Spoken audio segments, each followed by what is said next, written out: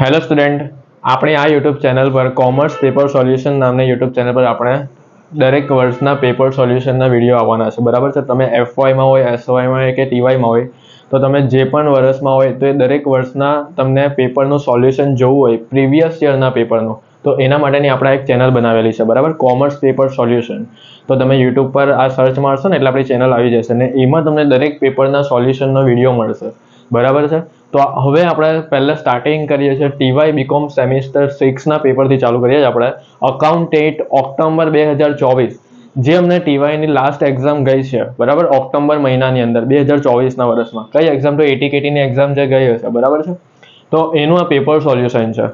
બરાબર, તો સૌથી પહેલા જોઈએ આપણે આ પ્રશ્ન 1 છે, આ એમસીક્યુ છે. પહેલા આપણે આખું પેપર સોલ્યુશન આની પર કરાવીશું અને આવા દરેક વર્ષનું દરેક સેમનું કરાવીશું. બરાબર, તો સ્ટાર્ટ કરીએ. અહીંયા મેં પહેલો પ્રશ્ન જે તમારો છે 1 થી 15 એમસીક્યુ પ્રશ્ન 1 એ અહીંયા લખેલો છે. બરાબર, તો આપણે જોઈએ. સૌથી પહેલા એમસીક્યુ નંબર 1. પ્રશ્ન 1 તમારો 15 માર્કનો છે. એમાં પહેલો એમસીક્યુ, નીચે પૈકી કયું વિધાન સાચું નથી? ઓપ્શન એ, બજેટ દ્વારા અંકુશ એ ધંધાની પ્રવૃત્તિઓના અંકુશ માટેના સાધનો તરીકે ઉપયોગ કરવો.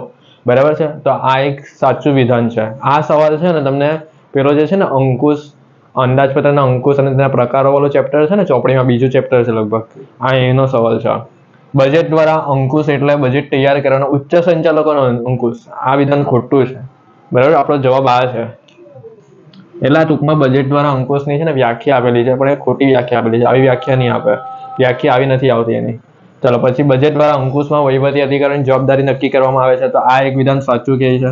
બજેટ દ્વારા અંકુશમાં અગાઉથી નક્કી કરેલા અંદાજો સાથે ખરેખર કામગીરીના આંકડાઓની સરખામણી કરવામાં આવે છે. આનો મતલબ શું થાય ખબર? કે બજેટ અંકુશનો મતલબ શું? કે તમે આ યરના, બરાબર, તમે હમણાં આ યરમાં કામ કરો છો. બરાબર, તમારા કારખાનામાં કે કંપનીમાં હોય અને તમને એક બજેટ કાઢવો છે ભવિષ્ય માટે. તો એ ભવિષ્ય માટે તમને કેટલો ખર્ચ થશે, કેટલું નુકસાન થશે, કયા કયા માલ સામાનની જરૂર પડશે, બરાબર, કયા કયા ખર્ચની જરૂર પડશે, તો એનો એક અંદાજ, એનો એક બજેટ, એક આંકડા તમારે લાવવા હોય. તો એના માટે તમે શું કરો? પ્રીવિયસના કે ગયા મહિનાના, ગયા વર્ષના આંકડાઓની સરખામણી કરો તમે એકબીજાના વર્ષ સાથે, કે એમાં શું ફરક હતો.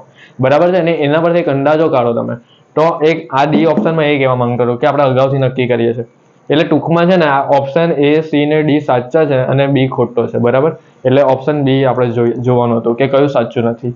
ચલો બીજો એમસીક્યુ, નીચેના પૈકી કયું વિધાન સાચું છે? બરાબર, સાચું વિધાન કઈ છે? તો ઓપ્શન એ, બજેટ તૈયાર કરવાનું કામ ફક્ત એકાઉન્ટન્ટનું છે. બરાબર છે. પછી બજેટમાં આગામી મુદત માટે જથ્થાકીય અને રૂપિયામાં અંદાજો મૂકવામાં, જોજો, બજેટ તૈયાર કરવાનું કામ ફક્ત એકાઉન્ટન્ટનું છે. આપણે સાચું વિધાન શોધવાનું છે. આ એકાઉન્ટન્ટનું થોડી છે. બરાબર, એ તો કોઈ બી કરી શકે, ઉચ્ચ સંચાલકો છે. બરાબર છે. એકાઉન્ટન્ટ સિવાય બીજા બધા પણ હોય ને, કે ખાલી એવું થોડી કે એકાઉન્ટન્ટ. આપણે સાચું વિધાન જોવાનું છે. તો જો સાચું વિધાન શું છે? ઓપ્શન બી આપણો સાચો જવાબ છે કે બજેટમાં આગામી મુદત, આગામી એટલે મેં તમને હમણાં નહીં કીધું કે ભવિષ્ય માટે, આપણે ભવિષ્ય માટે જોવાનું છે. બજેટમાં આગામી મુદત માટે જથ્થાકીય અને રૂપિયામાં અંદાજો મૂકવામાં આવે છે. જો મેં તમને હમણાં જ સમજાવ્યું ને કે ઓપ્શન ડી માં કે ભવિષ્યમાં આપણે શું જરૂર પડવાની છે, માલ સામાન, મજૂરી, એ આપણે એક અંદાજ મૂકવામાં આવે. તો આ વિધાન આપણું સાચું છે ને આ બંને વિધાન ખોટું છે. જો ઓપ્શન સી માં શું કે બજેટમાં ફક્ત જથ્થાકીય અંદાજ મૂકવામાં આવે. જથ્થાકીય એટલે એકમ, કે આપણે ખાલી એકમનું થોડી કે કેટલા એકમની આપણે જરૂર પડશે, આપણે એની સાથે એનો ખર્ચ પણ જોવાનો છે. એટલે ઓપ્શન ક એ અધૂરું કહેવાય, ખોટું કહેવાય. ઓપ્શન ડ કે બજેટમાં પાછલા વર્ષ માટે બનાવવામાં. હવે કોઈ દિવસ બજેટ પાછલા વર્ષ માટે બનાવવાની, બજેટનો મતલબ જ એ થાય કે ભવિષ્ય માટે બનાવો. બરાબર છે. બજેટ પત્ર, ભવિષ્ય માટેનું બજેટ બનાવો. એટલે ઓપ્શન ડ ખોટો, ક ખોટો અને અ પણ ખોટો. એટલે બ સાચો છે ખાલી, કારણ કે બ માં કીધેલું છે કે આગામી મુદત માટે. આગામી એટલે જે આવનારી છે, ભવિષ્યની છે, એના માટે ગઈ છે. ચલો ત્રીજો એમસીક્યુ, નીચેના પૈકી કયું વિધાન બજેટિંગના હેતુનું દર્શાવતું નથી? જો હવે આ બધા સવાલ છે ને એ તમારો આખો એક સવાલ છે કે બજેટરીના અંકુશના હેતુ, ફાયદા અને મર્યાદા. આ ખાલી ટોન ટોપિક છે ને, હેતુ, ફાયદા અને મર્યાદા, એ તમારી બુકમાં ઓપન રાખવાના, તમારે જોઈ લેવાનું કયો હેતુ આમાં નથી આવતો, કયો ફાયદો આમાં નથી આવતો, મર્યાદા. બસ એના પરથી આ સવાલ બનાવેલા છે. અને અમુક તો સ્વાધ્યાયના 3-4 આપેલા જ ને, બધા ઈઝી છે, સ્વાધ્યાયના બેઠા મૂકેલા છે અંદર. અને અમુક છે ને જે પોઈન્ટ હોય ને આપણા ટોપિક, હેતુ, ફાયદા, મર્યાદા, એની અંદરથી બધા લીધેલા હોય. જો નીચેનામાંથી કયું વિધાન બજેટિંગના હેતુ દર્શાવતો નથી? એટલે કયો ટોપિક એવો છે કે જે હેતુમાં આવતો નથી એમ? તો નિત્યક્રમમાં થતા ખર્ચ માટે મજૂરી જરૂરી છે. બરાબર છે. બજેટિંગના હેતુ આંતરિક સેવા માટે કિંમત નક્કી કરવાની. ઓપ્શન સી, બજેટિંગમાં અગાઉથી કામગીરી આયોજન કરવામાં આવે. અને ઓપ્શન ડી, બજેટિંગ સંચાલકોને નીતિ અને કર્મચારીઓને માહિતી આપે છે. નીતિઓની કર્મચારીઓને માહિતી આપે છે એવું કીધેલું છે. તો જો હવે આ જે બ ક ડ છે ને એ એવું બની શકે કે ફાયદામાંથી આવ્યા હોય, કે મારી આવ્યા હોય ફાયદામાંથી. પણ જે અ છે એના આ અ જે છે ને, જો આ બ ક અને ડ બરાબર છે. અને આપણો સવાલ એક વખત વાંચી લો કે નીચે પૈકી કયું વિધાન બજેટિંગનો હેતુ દર્શાવતું નથી? બજેટિંગનો હેતુ દર્શાવતું નથી. તો અ બ ક છે ને એ આપણા હેતુ દર્શાવે છે. શું દર્શાવે છે? હેતુ દર્શાવે છે. અને આ જે અ છે ને એનો હેતુ દર્શાવતો નથી. એ લગભગ ફાયદામાંથી આવ્યો હશે કાં તો મર્યાદામાંથી આવ્યો હશે. તો જો નિત્યક્રમમાં થતા ખર્ચ માટે મજૂરી જરૂરી છે, તો આ છે ને આ કદાચ એના ફાયદામાંથી આવ્યો હશે કાં તો મર્યાદામાંથી. તમે હેતુના જો તો આ 3 ટોપિક છે ને હેતુમાં આવી ગયા છે. તમે ચોપડી ખોલો અને બજેટરી હેતુનો સવાલ કાઢો અને સવાલની અંદર જવાબમાં જો તો આ બ ક અને ડ દેખાશે, પણ આ અ નહીં દેખાશે. એટલે અ આપણો સાચો જવાબ છે. આ બધું તમને ક્યારે આવડે? કે જ્યારે તમે હેતુ જોયેલા હોય, ફાયદા જોયેલા હોય, મર્યાદા જોયેલા હોય એટલા આવડે. જો અહીંયા મારી પાસે આ બુક છે, તો આ બુકમાં મને ખબર છે કે ભાઈ કઈ વસ્તુ કયા હેતુ છે, કયા મર્યાદા છે, એ તમે જો હું તમને કેવું. પેજ નંબર છે ને, પેજ નંબર 4. આ જો આપણો સવાલ શું છે કે બજેટરી અંકુશના હેતુ, તો એમાં તમે જોઈ લો અહીંયા 5 પોઈન્ટ આપેલા છે. તો એની અંદરનો જ આ પોઈન્ટ છે બધા. ખબર પડી? પછી આ ફાયદા મર્યાદા છે આ બધા. એટલે આ બધા પોઈન્ટ તમને આવડવો જોઈએ. ટોપિક બજેટરી અંકુશનો આખો ટોપિક આવડવો જોઈએ તમને, તો આ વસ્તુ આવડે. ચાલો આગળ ચોથો પોઈન્ટ જોઈએ. બજેટરી અંકુશની મર્યાદાના સંદર્ભમાં નીચેના મને કયું વિધાન સાચું નહીં? તમે હમણાં તમને કીધું ને કે મર્યાદાના પોઈન્ટ તમને આવડવા જોઈએ. બરાબર છે? તો તમને આ સવાલ આવડે. બજેટરી અંકુશની મર્યાદાના સંદર્ભમાં નીચેના પૈકી કયું વિધાન સાચું નથી? એટલે એમ કે મર્યાદા નહીં આપેલી હશે પણ ફાયદો આપી દીધો હશે એમ ભૂલથી. તો આનો જવાબ આવે ડ, કે બજેટરી અંકુશની પદ્ધતિ પરિવર્તનશીલ છે. બરાબર છે? તો આ એની મર્યાદા નહીં કહેવાય એમ. ખબર પડી? આ કદાચ એનો ફાયદો હશે, હેતુ હશે કાં તો લક્ષણ હશે. એટલે મર્યાદાના પોઈન્ટમાં નથી આવતું એમ. અને આ ટોન મર્યાદામાં આવે છે. કારણ કે જો હું શું કહે છે કે બજેટ દ્વારા અંકુશની પદ્ધતિ ખર્ચાળ છે, તો આ મર્યાદા આવી કે નહીં? બજેટરી અંકુશની સફળતાનો આધાર અંદાજની ચોકસાઈ પર છે. કે જો ચોકસાઈમાં આપણી કશે ભૂલ પડે તો આગળ ભવિષ્યમાં નુકસાન થાય છે. બરાબર? એટલે ચોકસાઈ આપણી સ્પષ્ટ હોવી જોઈએ. ઓપ્શન ક, બજેટરી અંકુશની સફળતાનો આધાર એના સહકાર પર છે. બરાબર છે? તો આ પણ એક પોઈન્ટ છે કે જો સહકારમાં કોઈની વચ્ચે કંઈ થયું હોય, મતભેદ થયા હોય, બરાબર, એના કારણે ધંધા પર અસર પડે છે. બરાબર? એટલે ઓપ્શન ડ આપણો સાચો કહેવાય. ચાલો ટૂંકમાં આ એની મર્યાદા નથી. જો મર્યાદા આપણે જોવાની કે કઈ મર્યાદા સાચી નથી એમ. ચાલો 5મો સવાલ. બજેટરી અંકુશના સંદર્ભના નીચેના પૈકી કયું વિધાન સાચું છે? એટલે એના સંદર્ભમાં કયું વિધાન સાચું છે? તો આ 3 સાચા જ છે જોજો ધ્યાનથી. એટલે ઉપરોક્ત બધા જ આવશે. ઓપ્શન ડી, જુદા જુદા ખાતા અને બજેટનું સંકલન કરી સર્વોત્તમ બજેટ તૈયાર કરવું. બરાબર છે? આ બરાબર. ગણતરીપૂર્વક કામ કરવાની પ્રવૃત્તિઓનો વિકાસ કરવો. ક, ઉચ્ચ સંચાલકોનો બીજ ધરે છે. બરાબર છે? ને ઓપ્શન ડ ઉપરોક્ત બધા. આ 3 સાચા છે એના સંદર્ભમાં, કે ઉચ્ચ સંચાલકોનું બીજ ઘડે છે. કારણ કે જો બજેટરી અંકુશ જે હોય ને, બજેટરી અંકુશ, એ અંકુશ આપણે એટલું ચોકસાઈપૂર્વક ને સ્પષ્ટ હોવું જોઈએ ને કે એમાં કોઈ ખામી નહીં હોવી જોઈએ. કારણ કે જો એ ખામી હશે ને તો ઉચ્ચ સંચાલકોના બધા નિર્ણય પર એ લોકોના જે આગળ ફેસલા હોય, બરાબર છે, કે કેટલો ખર્ચ કરવો, કેટલો માલસામાન મજૂરી મંગાવી, એ ડાયરેક્ટ ઉચ્ચ સંચાલકોને અસર કરે. અને જો એમાં કશે ભૂલ પડી બજેટરી અંકુશમાં, કર્મચારીઓ કંઈ ભૂલ કરી, તો બજેટરી અંકુશ આપણે ઉચ્ચ સંચાલકોને જ્યારે આપીએ છીએ ત્યારે એ લોકોને પણ ખામી ભરેલું દેખાય. અને એમાં ત્યારે ભૂલ પડે ત્યારે આખું કેટલું બધું લોસ થાય. બરાબર છે? આગળ ધંધામાં લાંબા ગાળામાં આપણે નફો કમાતા હોય એમાં પણ આપણે નુકસાન થાય, ખોટ પડે એમાં. એટલે ટૂંકમાં ઉચ્ચ સંચાલકોનું બીજ ઘટે છે એમાં. ઉપરોક્ત બધા જ એમ. ચાલો 6થો પોઈન્ટ જોઈએ. નીચેના પૈકી કયા બજેટનો સમાવેશ સમયને અનુલક્ષી અંદાજપત્રમાં થતો નથી? જો આ મોસ્ટ ટાઈમ એમસીક્યુ છે આવેલો. હા, આ મોસ્ટ ટાઈમ છે. તો જો સમય અનુલક્ષીને અંદાજપત્રમાં થતો નથી એમ. એટલે સમય અનુલક્ષી અંદાજપત્રમાં શાનો સમાવેશ થતો નથી? તો ક, પરિવર્તનશીલ અંદાજપત્ર એમાં નહીં આવે. જો બધાને ખબર છે સમયને અનુલક્ષીને કેટલા આવે? તો જો ટૂંકા ગાળાનું અને લાંબા ગાળાનું બે જ આવે ને. સમયને અનુલક્ષીને કાં તો લાંબા ગાળાનું અંદાજપત્ર હોય કાં તો ટૂંકા ગાળાનું અંદાજપત્ર હોય. લાંબા ગાળાનો મતલબ હોય 1 વર્ષથી વધુ માટે, ટૂંકા ગાળાને 12 માસથી ઓછા સમય માટેનો. બરાબર? પણ પરિવર્તનશીલ અંદાજપત્ર એ સમયમાં નથી આવતું. બરાબર? ચાલો સમય, જો સમયનો શબ્દ આવે ને એટલે બે જ આવે, ટૂંકા ગાળા અને લાંબા ગાળા. બરાબર? ચલો હવે 7મો એમસીક્યુ જોઈએ. નીચેના પૈકી કઈ બાબતનો સમાવેશ ઉત્પાદન અંદાજપત્રના વર્ગીકરણમાં થાય છે? તો જો આ પણ મોસ્ટ ટાઈમ એમસીક્યુ ખાલી જગ્યામાં પણ પૂછી શકે તમને. એક એક વાક્યમાં પણ પૂછે. આ 3 એટલે ઉપરોક્ત બધા આવે.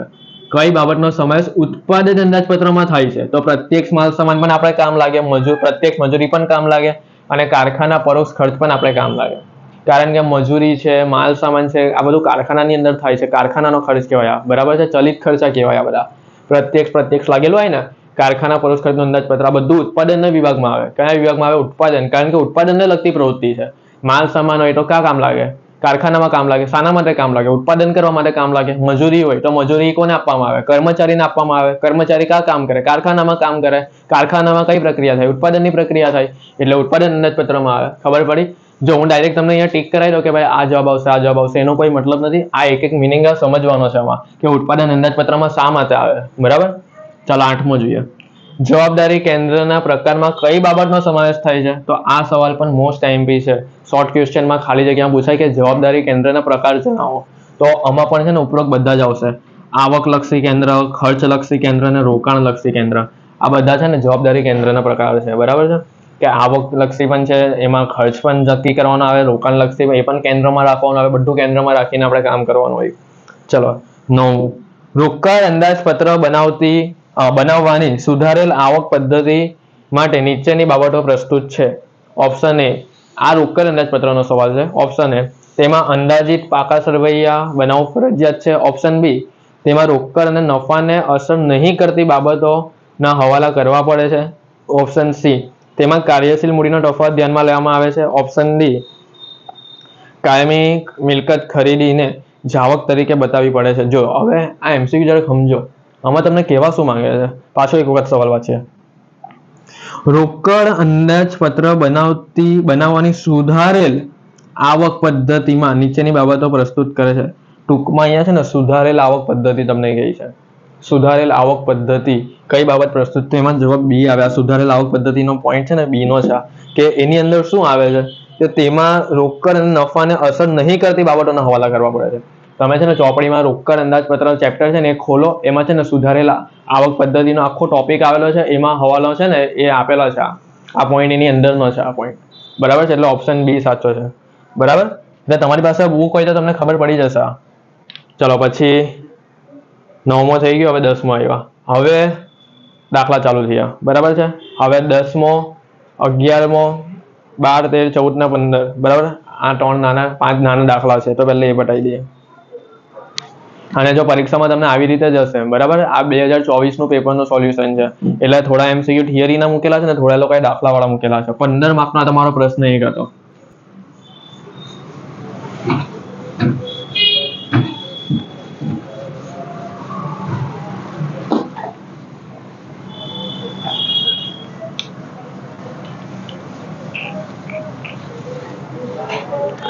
ચલો તો 10મા નંબરનો એમસીક્યુ જોઈએ.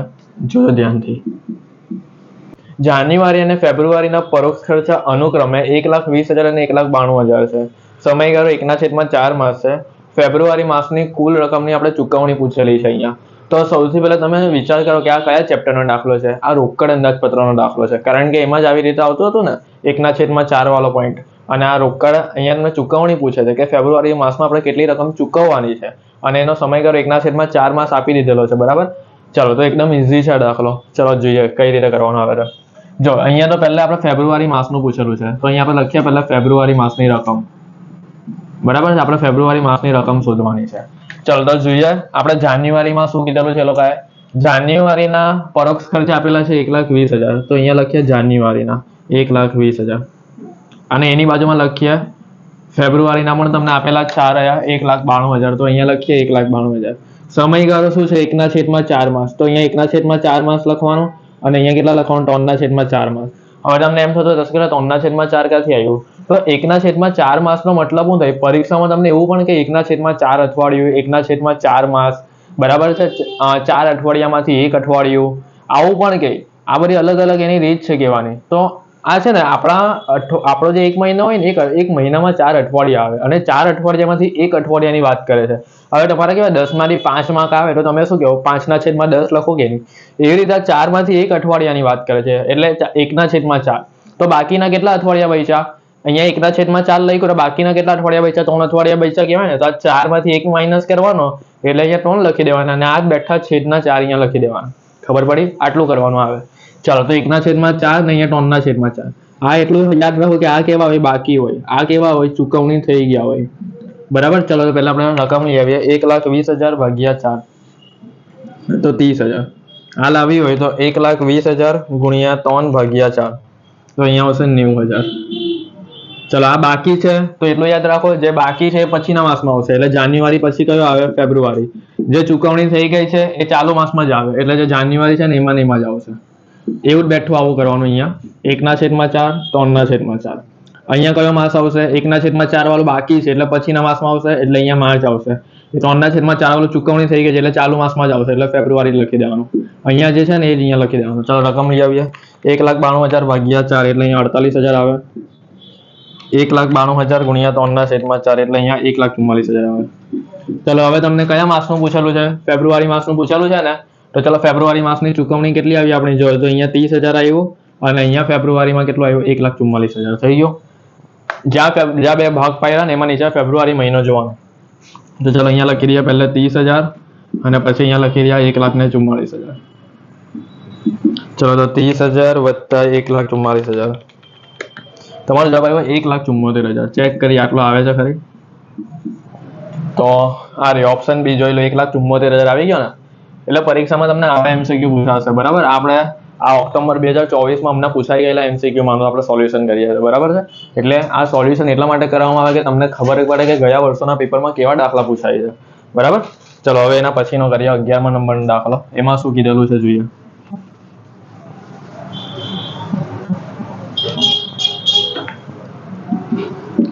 એક કંપનીમાં 50% ઉત્પાદન શક્તિએ 15,000 એકમોનું ઉત્પાદન થાય છે. 60% ઉત્પાદન શક્તિએ ઘસારો એકમ દીઠ ₹10 આપેલો છે. જ્યારે 80% ઉત્પાદન શક્તિએ ઘસારો એકમ દીઠ ₹7.5 છે. તો ઘસારો કયા પ્રકારનો ખર્ચ છે? અર્ધચલિત, ચલિત, સ્થિર ને પ્રત્યક્ષ. જો આ એમસીક્યુ છે ને મોસ્ટ આઈએમપી છે. આ એમસીક્યુ છે ને તમારો કયા દાખલા કયા ચેપ્ટર ખબર? પરિવર્તનશીલ અંદાજપત્રનો છે. સ્થિર ઘસારા સ્થિર આવે, આનો જવાબ સ્થિર જ આવે, કારણ કે બેઠો એમસીક્યુ છે આ, બરાબર છે. અને આ છે ને મેં કરાવેલો પણ છે પહેલા, બરાબર. આપણે યુટ્યુબ ચેનલ પર કરાવેલો છે. બહુ ઇઝી છે દાખલો. ચલો જોઈએ. પણ અડધાને ખબર નહીં પડે કે અહીંયા આટલી બધી ગણતરી, ટકાવારી ને રકમ બધી આપેલી છે, પણ એમસીક્યુમાં તો થિયરી આપેલી છે કે ભાઈ અર્ધચલિત, ચલિત, સ્થિર ને પ્રત્યક્ષ. તો ઓળખવાનું કેવી રીતે કે કયો ખર્ચ છે? ખબર પડી? તો એના માટે તમારે ગણતરી બતાવવી પડે ને એમાં તમને જોવાનું હોય કે ઘસારો કયો ખર્ચ આવે છે, બરાબર. ચલો ચેક કરીએ.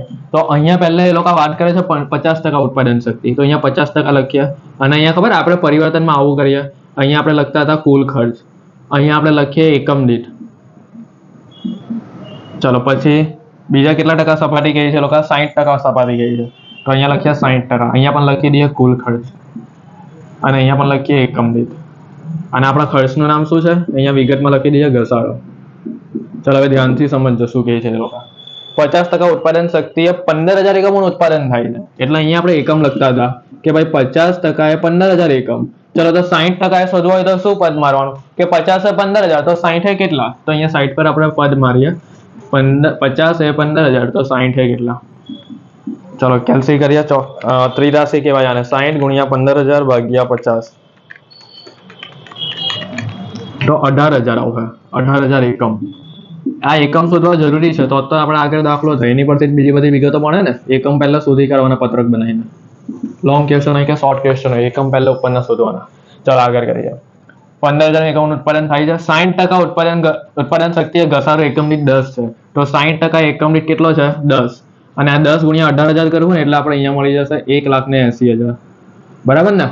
આ જોઈતું હોય તો શું કરવાનું? 10 ગુણ્યા 18,000 એટલે 1,80,000 મળી જાય. હવે દાખલા તરીકે જો તમને 10 જોઈતા હોય ને તો 1,80,000 ભાગ્યા 18,000 કરી નાખવાનું એટલે 10 મળી જાય. જો આવી ગયા 10, બરાબર. અહીંયા લોકોએ 10 આપેલા હતા, બરાબર. રકમમાં 10 આપેલા હતા, તો આપણે શું કર્યું? આ જોઈતી હોય તો 18,000 ગુણ્યા 10 કરી નાખો એટલે આ મળી જાય.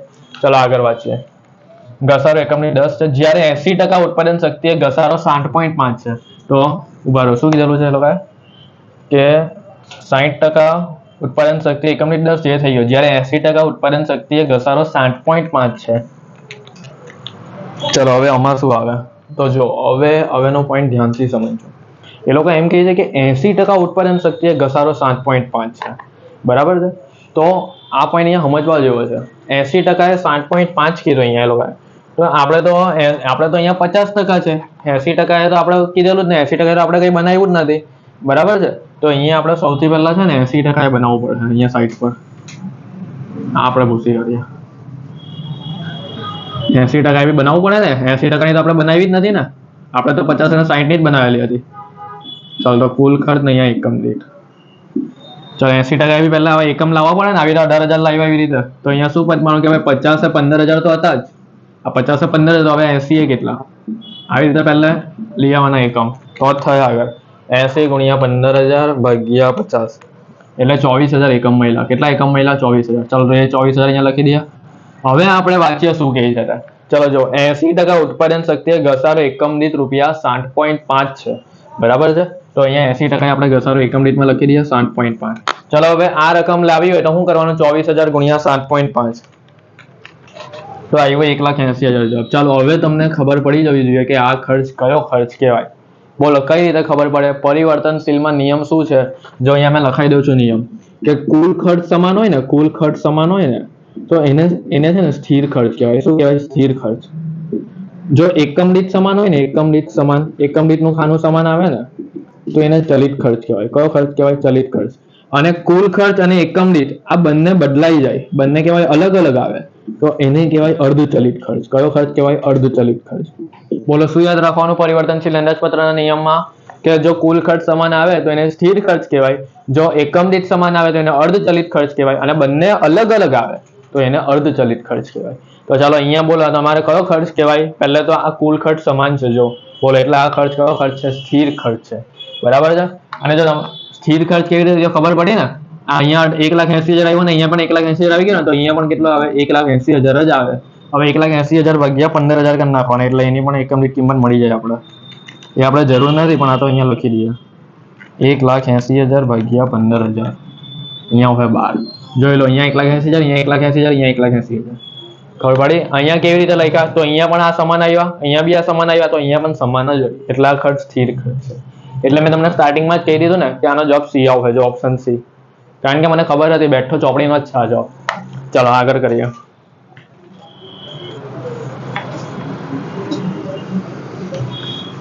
બારમા નંબરનો MCQ. ચલો 12મા નંબરમાં શું છે જોઈએ. એક કંપનીની માહિતી નીચે મુજબ છે. ઉત્પાદન શક્તિ 60% 4,22,400, કારખાના ખર્ચે 80% 5,28,000 છે. જો 100% ઉત્પાદન શક્તિ કરવામાં આવે તો કુલ કારખાના ખર્ચ કેટલો થાય? આ પણ બહુ ઇઝી છે, આ તો બધા ચોપડીના છે. બરાબર છે, બેઠા જ મૂકેલા છે. એ લોકો શું કરે છે ખબર? અમુક MCQ છે ને થિયરીના પૂછી લે છે અને અમુક MCQ દાખલાવાળા મૂકી દે. બેઠા ચોપડીના બેઠા મૂકે છે. અને થિયરીના MCQ છે ને એ લોકો છે ને પેલા મુદ્દામાંથી કાઢે છે. ચાલો તો અહીંયા આપણે સૌથી પહેલા કરીએ 12મો. જો શું કરવાનું? 60% કારખાના ખર્ચ કેટલો હતો? 4,22,400 હતો. 80% કેટલો છે? 5,28,000 છે. તો પહેલા આપણે ડિફરન્સ શોધવાનો કે ભાઈ 60% પહેલા સપાટીએ કામ થતું ત્યારે આટલો ને 80% આટલું થાય છે. તો આ બંનેમાં કેટલો તફાવત આવ્યો? તો પહેલા 60 હતા ને હવે 80 થઈ ગયા એટલે અહીંયા કેટલાનો વધારો થયો? તો 20નો વધારો થયો. કેટલાનો વધારો થયો? 20નો. ચલો અહીંયા કેટલાનો વધારો થયો? 4,22,400 અને ડિફરન્સ કરીએ 5,28,000. બંનેનો તફાવત એટલે અહીંયા આવ્યો 1,05,600. આટલા બંનેનો તફાવત આવ્યો ને. હવે ધ્યાનથી જોજો આના પછીનો સ્ટેપ. આ 20%નો મતલબ એકમ સમજવાનો. હું સમજવાનો એકમ કે 20% એકમની શક્તિ. એમ આપણે 20% ઉત્પાદનની શક્તિ છે એટલે ટકાની લગાવવાનું, ખાલી 20 જ લખવાનું. 20 કેટલા છે? 1,05,600 રૂપિયા તમને મળ્યા. બરાબર છે.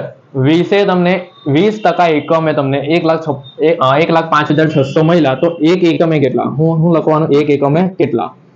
ચાલો તો કરીએ આપણે 1,05,600 ગુણ્યા 1/20. તો અહીંયા 5280 આવી ગયા. શું આવી ગયા? 5280. આ 5280 શું છે ખબર છે તમને? આ 5280 છે ને આપણો એકમ દીઠ ચલિત ખર્ચ કહેવાય. શું કહેવાય? એકમ દીઠ ચલિત ખર્ચ.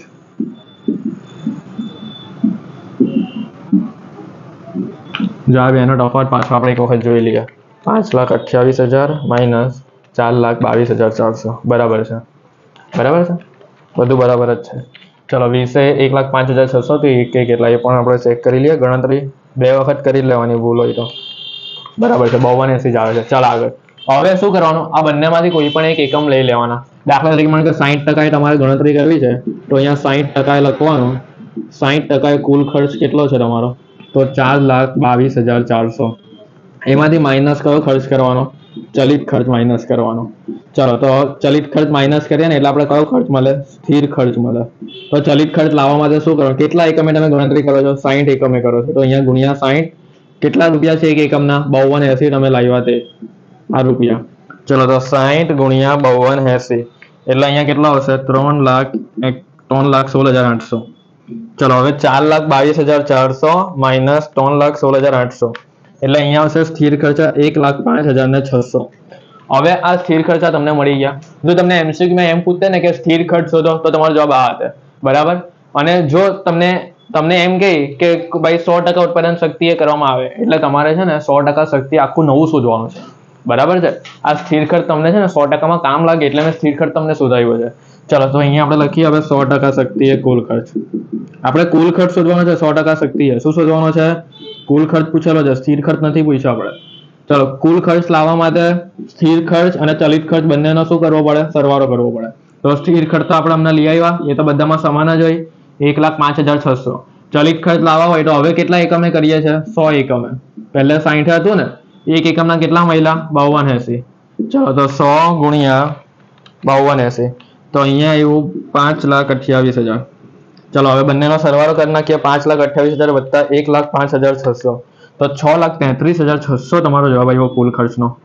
ચલો ચેક કરીએ આવે છે આટલો? તો આવી ગયો જો ઓપ્શન સી સાચો જવાબ. ખબર પડી? એટલે આ દાખલો બેઠો સ્વાધ્યાયનો કરાવેલો છે, બરાબર. બેઠો જ દાખલો પૂછાયેલો છે, ખાલી રકમ ચેન્જ કરેલી છે, કોન્સેપ્ટ એની એ જ. ઓપ્શન સી સાચો જવાબ આવી ગયો તમારો 6,33,600. જો સેમિસ્ટર 6 નું અકાઉન્ટ બહુ ઇઝી છે, બરાબર છે. તમે છે ને આમાં ફેલ થઈ જ નહીં શકો, એટલું યાદ રાખજો. તમે બરાબર ભણ્યા હોય ને તો ફેલ નહીં થઈ શકો આમાં. ચલો હવે આગળ કરીએ. 13મો દાખલો જોઈએ. એપ્રિલ અને મે ના વેચાણના ખર્ચા અનુક્રમે આપેલા છે આપણે 1,20,000 અને 1,35,000. સમયગાળો આપેલો 3/4 માસ. જોજો ધ્યાનથી, 3/4 માસ છે. મે માસમાં કુલ રકમની ચૂકવણી કેટલી થશે એ પૂછેલી છે આપણે. ચલો તો હવે આ દાખલો જરાક જોજો ધ્યાનથી. અહીંયા 3/4 માસ છે. એ લોકોએ આપવું જોઈએ હતું 1/4 પણ આપ્યું શું? 3/4. તો જો હવે આની ગણતરી આપણે કેવી રીતે કરીએ? પહેલા અહીંયા લખીએ 13. શું પૂછેલું છે? મે માસની કુલ રકમ. તો અહીંયા લખીએ મે માસની કુલ રકમ. આપણે પેલો હમણાં ફેબ્રુઆરી જેવો કરેલો હતો ને, આયલો 10માં જેવો જ છે, પણ અહીંયા 1/4 હતો, પણ અહીંયા લોકો 3/4 મૂકેલું. મે માસની કુલ રકમ. ચલો તો અહીંયા સ્ટાર્ટિંગ કેવી રીતે થશે? એ લોકોએ એપ્રિલ માસની રકમ પહેલા કેટલી આપેલી છે? 1,20,000. તો અહીંયા લખીએ એપ્રિલ માસની કુલ રકમ 1,20,000. હવે 3/4 કીધેલું છે ને, તો અહીંયા પહેલા 3/4 લખ્યું અને પછી અહીંયા 1/4 લખવાનું હોય. ખબર પડી? અહીંયા જો 1/4 હોય ને તો હવે દાખલા તરીકે આમાં કેવું 1/4 હતું, તો આપણે અહીંયા 1/4 લખેલું હતું ને, સૂચનામાં જે પોઈન્ટ તમને આપેલો હોય ને એ પહેલા અહીંયા લખવાનું હોય, બરાબર. હવે જો 4 માંથી 3 જાય તો મેં તમને કીધેલું 1 આવે, એવી રીતે.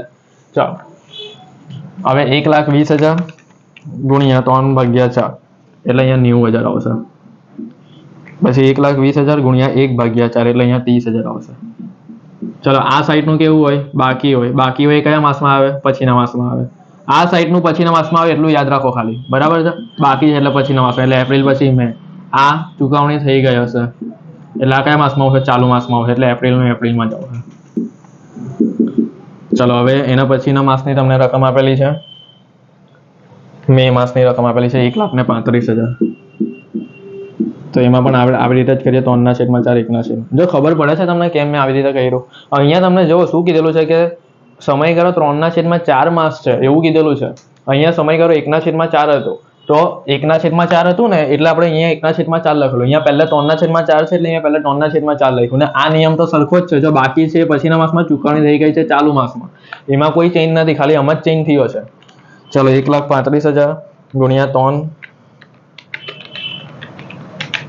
3/4 એટલે અહીંયા આવ્યું 1,01,250. 1,35,000 ભાગ્યા 4 અહીંયા આવ્યું 33,750. ચાલો આ બાકી હોય એટલે પછીના માસમાં, એટલે મે પછી જૂન. આ ચૂકવણી થઈ ગઈ છે એટલે ચાલુ માસમાં, એટલે મેમાં જ આવશે.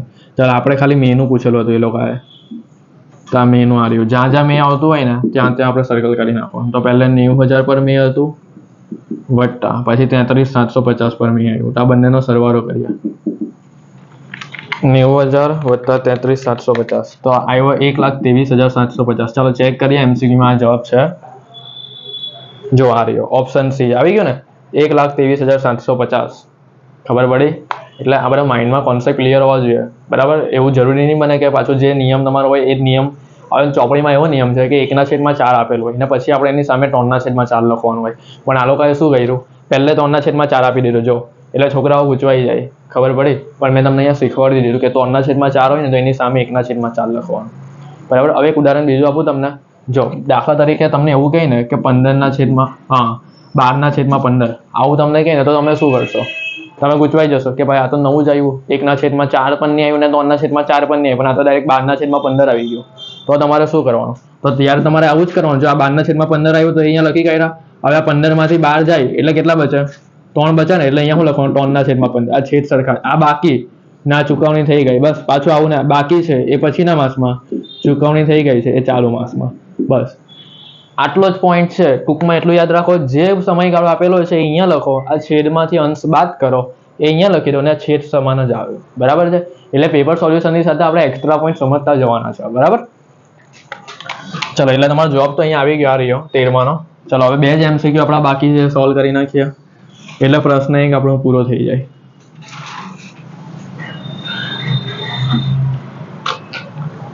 ચૌદમા નંબરનો જો અહીંયા નિર્ણય કર્તાના હિસાબમાંથી તમને પૂછેલો છે. પીવીઆર તમને 40% આપેલો છે. કેટલો આપેલો છે? 40%. પીવીઆર એટલે ખબર પડે ને, પ્રોફિટ વોલ્યુમ રેશિયો, નફા જથ્થાનો ગુણોત્તર આપેલો છે 40%. આગળ જોઈએ સલામતી ગાળો અહીંયા 30% આપેલો છે. તો અહીંયા લખી દઈએ સલામતી ગાળો 30%. ચાલો આગળ વેચાણ અહીંયા 3,36,000 આપેલું છે. તો અહીંયા વેચાણ પણ લખી દઈએ 3,36,000. પહેલા લખી દેવાની માહિતી એટલે દાખલો કરતા આપણે ફાવે. ચલો પછી સ્થિર ખર્ચા ક્વેશ્ચન માર્ક. સ્થિર ખર્ચા અહીંયા તમને પૂછે છે તો અહીંયા લખી દેવાનું સ્થિર ખર્ચા. આવો દાખલો છે ને એમસીક્યુમાં આવા 5 એમસીક્યુ આવા હશે. બોલો ચોપડીની અંદર શોર્ટ ક્વેશ્ચનમાં પણ આવા બહુ બધા છે. આ એક જ કોન્સેપ્ટના એમસીક્યુ એટલા બધા સ્વાધ્યાયમાં મૂકેલા છે ને. બરાબર? બહુ બધા છે આ એમસીક્યુ અને આજ બેઠેલો કઈ મૂકેલો છે. જો જ્યારે પણ આવી રીતનો દાખલો આવે ને, આવી રીતનો પીવીઆર સલામતી ગાળાને વેચાણ આપેલું હોય અને તમને સ્થિર ખર્ચા પૂછેલા હોય તો એકદમ સિમ્પલ સૂત્ર. તમે પહેલો સ્ટેપ યાદ રાખો, ખરેખર વેચાણનું સૂત્ર મૂકી દેવાનું. કયું સૂત્ર મૂકી દેવાનું? ખરેખર વેચાણનું. ખરેખર વેચાણનું સૂત્ર શું આવે? સમતુત બિંદુ વત્તા સલામતી ગાળો. ચાલો તો ખરેખર વેચાણ હંમેશા યાદ રાખો 100% હોય. કેટલા ટકા હોય? 100%. અને 100% એ તમને રકમ કેટલી આપેલી છે? 3,36,000 વેચાણની. સલામતી ગાળાની ટકાવારી 30% આપેલી છે. જુઓ તો અહીંયા લખવાનું 30%. તો આપણે શું કરવાનું? 100 માંથી 30 માઇનસ કરવાના એટલે સમતુત બિંદુની ટકાવારી કેટલી મળી જાય? 70% મળી જાય. હવેનો પોઈન્ટ મેઇન છે. 3,36,000 ના 70% કરો એટલે સમતુત બિંદુ મળે. 3,36,000 ના 30% કરો એટલે સલામતી ગાળો મળી જાય. ચાલો કરીએ 3,36,000 ગુણ્યા 70% એટલે અહીંયા મળી જાય 2,35,200. ચલો સલામતી ગાળો જોઈએ તો એટલે 3,36,000 ગુણ્યા 30% એટલે અહીંયા મળી જાય 100,800. 1,08,000 એમ. ચાલો થઈ ગયું આટલું. હવે તમને પૂછેલું છે સ્થિર ખર્ચા. બરાબર છે? ચાલો તો તમને સ્થિર ખર્ચા પૂછેલું છે. એક વખત તમારે વિચાર કરવાનો કે સલામતી ગાળાના સૂત્રમાં સ્થિર ખર્ચ આવે કે સમતુત બિંદુના સૂત્રમાં સ્થિર ખર્ચ આવે? સમતુત બિંદુના સૂત્રમાં સ્થિર ખર્ચ આવે ને તો અહીંયા આપણે સેકન્ડ સ્ટેપ પર શું મૂકવાનું? સમતુત બિંદુનું સૂત્ર. તો સમતુત બિંદુ બરાબર સ્થિર ખર્ચના છેદમાં શું લખવાનું? પીવીઆર. તો સમતુત બિંદુના આન્સર તો આપણી પાસે છે. આ લઈ આવ્યો આપણે 2,35,200. પીવીઆર આપણી પાસે છે જો 40% તો એ છેદમાં જવા દો. શોધવાનું શું છે? સ્થિર ખર્ચા. એટલે અહીંયા આપણે x લખી દઈએ. થઈ ગયો. 2,35,200 ગુણ્યા 40%. ક્રોસ ગુણાકાર કરો. 2,35,200 ગુણ્યા 40%. 94,080. આ તમારો આવી ગયો સ્થિર ખર્ચા. ચલો ચેક કરીએ આવે છે આટલો.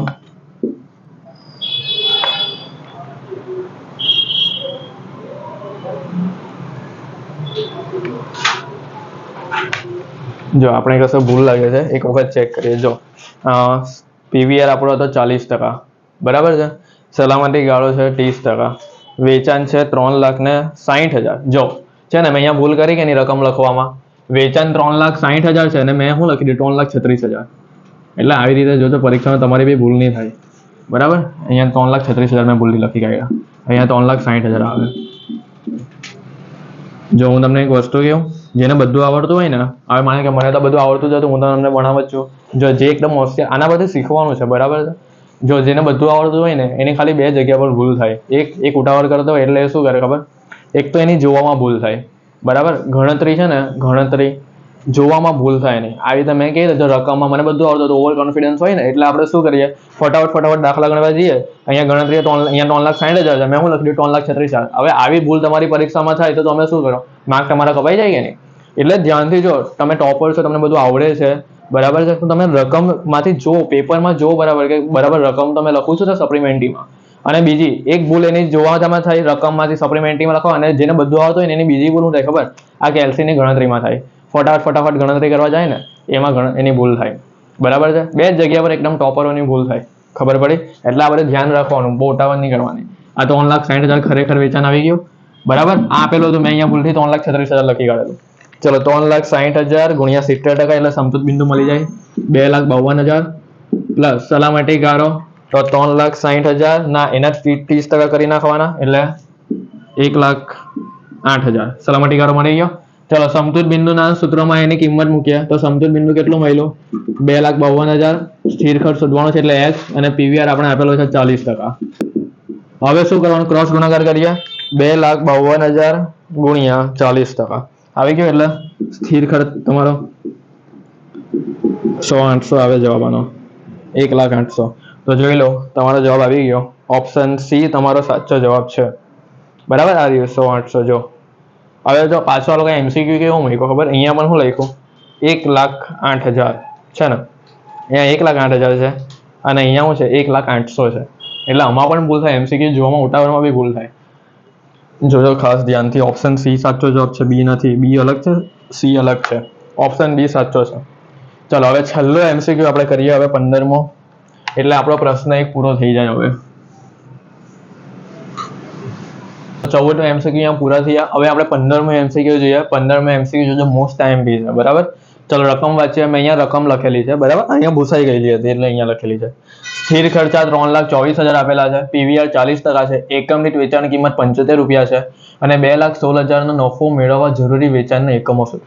હવે આ MCQ પહેલા તમે જાતે સોલ્વ કરી જજો, બરાબર છે. કારણ કે ખબર નહીં પડશે. જરૂરી વેચાણના એકમો તમને પૂછે છે તો એટલું યાદ રાખો કે જરૂરી વેચાણનો જવાબ તમને એકમમાં આવે ને તો છેદમાં એકમ દીઠ ફાળો લેવાનો, અને જો તમને રૂપિયામાં પૂછશે ને તો છેદમાં તમારે PVR લેવાનો. પણ અહીંયા તમને એકમ દીઠ ફાળો નથી આપ્યો તો સૌથી પહેલા છે ને આવો કોઈ પણ MCQ હોય ને તો તમારે છે ને સૌથી પહેલા આપણે કોષ્ટક બનાવી દેવાનું. એકમ દીઠ વેચાણ કિંમત કેટલા લખવાના? પહેલા 75 રૂપિયા લખવાના, માઇનસ એકમ દીઠ ચલિત ખર્ચ તો આપ્યો જ નથી, ઇક્વલ ટુ આપણે શું લખવાનું? એકમ દીઠ ફાળો. હવે મેં તમને છે ને, તમને ખબર હોય તો એકમ દીઠ ફાળાને ટકાવારીમાં PVR કહેવાય. શું કહેવાય? PVR. તો એકમ દીઠ ફાળાને ટકાવારીમાં PVR કહેવાય. તો જો 40% PVR આપેલો છે તો આ 100% હોય હંમેશા. 100 માંથી 40 માઇનસ કરે ને એટલે 60% ચલિત ખર્ચા મળી જાય. હવે જો ચલિત ખર્ચાની રકમ જોઈતી હોય તો 75 ના 60% કરવાના એટલે અહીંયા આવે 45. હવે 75 માંથી 45 માઇનસ કરી નાખો એટલે તમને 30 એકમ દીઠ ફાળો મળી જાય. હવે એકદમ આરામથી દાખલો થઈ જાય. જરૂરી વેચાણનું સૂત્ર મૂકી દેવાનું એકમનું. જરૂરી વેચાણ એકમમાં આપણે જોઈતા હોય તો એનું સૂત્ર શું આવે? સ્થિર ખર્ચા વત્તા નફો છેદમાં એકમ દીઠ ફાળો.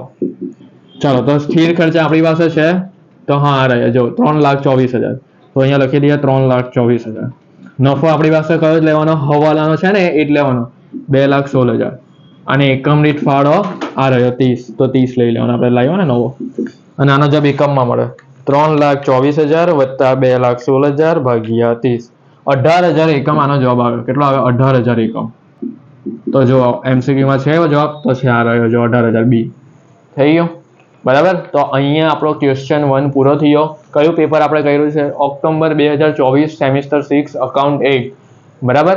આ પેપરના આપણે પ્રશ્ન 1 પૂરો કરી નાખ્યો, બરાબર.